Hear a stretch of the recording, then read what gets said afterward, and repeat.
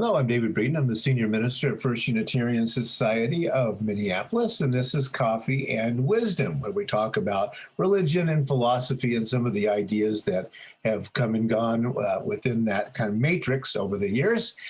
This week, we've been talking about dreams. What do dreams tell us? Religion and the subconscious. Because the attitude about dreams has changed over the years. But one thing we do have to remember is that just because some people don't think this is true or that is true anymore doesn't mean everyone thinks this and that is true anymore. I mentioned divination yesterday, the Roman Catholic belief that divination can happen within dreams, that is foretelling of the future, but not all that often. Whereas in many of the Protestant groups, dream interpretation and divination of the future is an assumption of what people do. I would be remiss if I didn't talk a little bit about the changeover among many people as dreams become more of a secularized phenomenon, and that would be the Romantic era, the 19th century in Europe.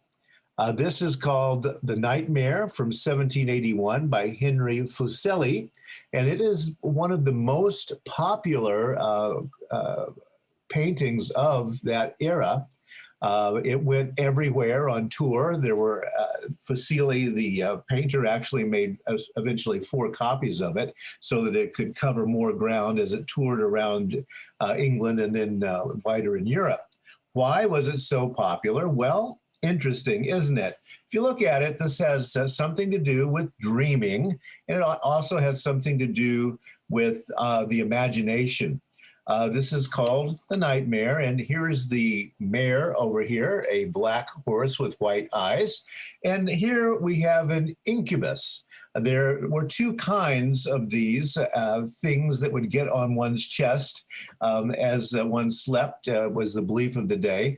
The incubus breathes some kind of evil spirits into a sleeping person, and a succubus, well, what else, but pulls those things out through the breath. It pulls the spirit, the good spirits, out through the breath. So that's kind of the idea for the background for how the Romantic era was seeing these things. Also, if you look closely over on the table, you will see a little something that everyone understood at the time. This is laudanum, a readily available drug of the time that had a tincture of opium in it.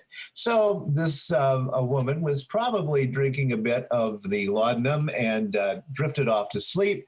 And in her sleep, the nightmare appears. You can also see that it's kind of a psychosexual thing that's going to be in people's minds during this time period. But the dream as Romantic era vision of creativity. The most famous poem to come out of that is Samuel Taylor Coleridge's Kubla Khan from 1797. Most people don't notice the subtitle of this, which is, or a vision in a dream, a fragment. A vision in a dream and a fragment. And you probably read this at one time or another, but just a few lines from it. But oh, that deep romantic chasm which slanted down the green hill athwart a cedarn cover, a savage place as holy and enchanted as ere beneath a waning moon was haunted by woman wailing for her demon lover. Yeah, they probably did have that Fuseli painting in mind when he was thinking of this. But this is Coleridge in a very famous poem from the time.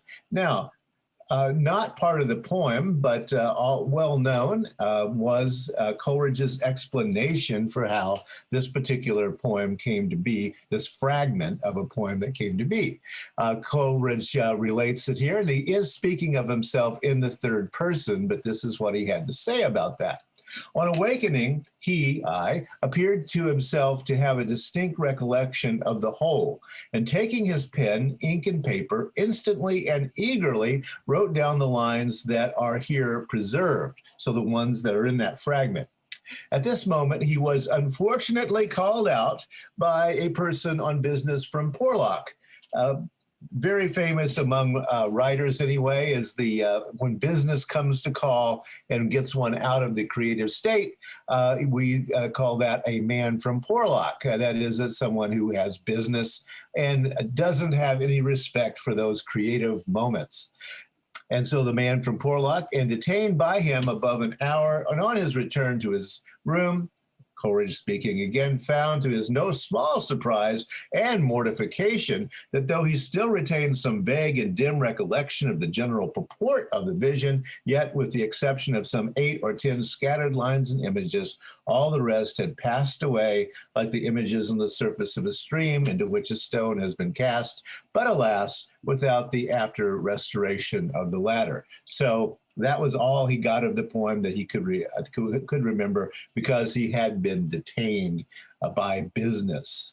Another famous dream is from Mary Shelley, who wrote the book Frankenstein. She reports an 1815 dream that she had, a dream vision in which she saw how the book needed to be. And this is what Mary Shelley said about that. I saw with shut eyes, but acute mental vision. Notice that difference in how the romantics are playing with these ideas, right?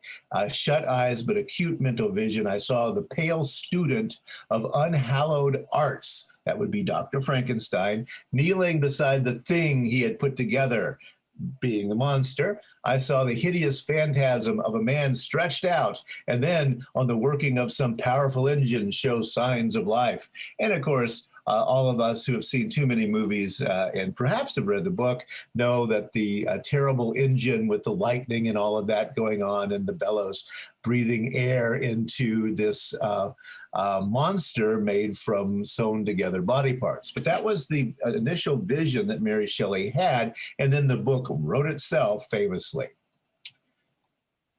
One of the most popular things among these visionary creative minds was a state called hypnagogia. Edgar Allan Poe was especially fascinated by hypnagogia. There is various descriptions he wrote of trying to figure out when he was awake and when he was asleep. When am I awake? When am I asleep? What's the boundary between those? Hypnagogia is the state between awake and asleep. And Poe says this: there is, however, a class of fancies of exquisite delicacy, which are not thoughts, and to which as yet I have found it absolutely impossible to adapt language. Again, notice this is the ineffable, this is the unspeakable. Words cannot describe this feeling, this vision of delicate exquisiteness. They arise in the soul only at